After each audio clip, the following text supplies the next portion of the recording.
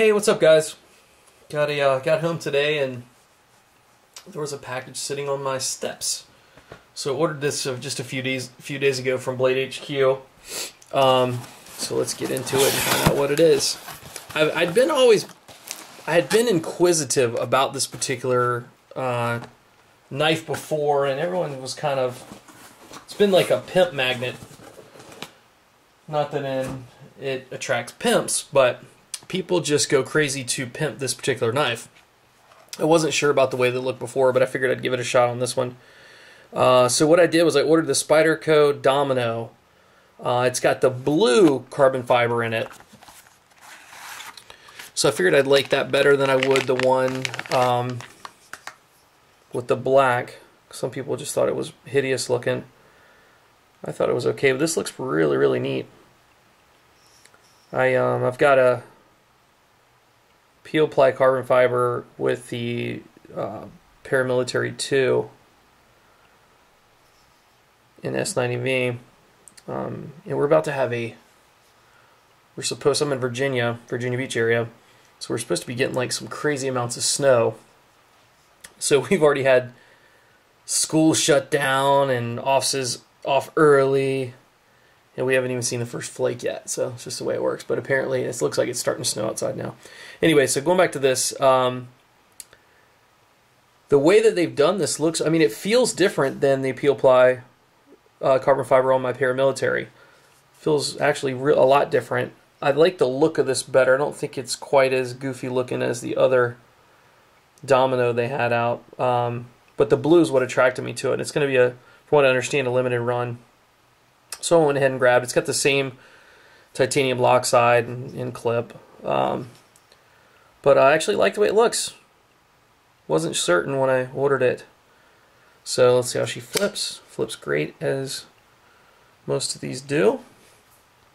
This one's in the CTS XHP. Very sharp, as most Spydercos come direct.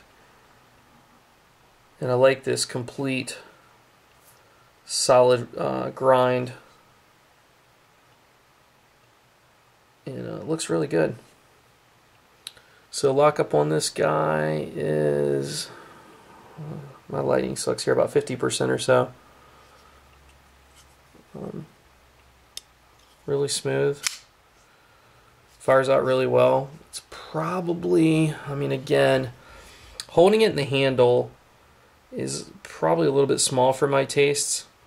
But it does have the choil, which might save it, because I like my hand, I like the grip to be all the way out the back of my hand, because at this side I feel like I'm a little bit missing.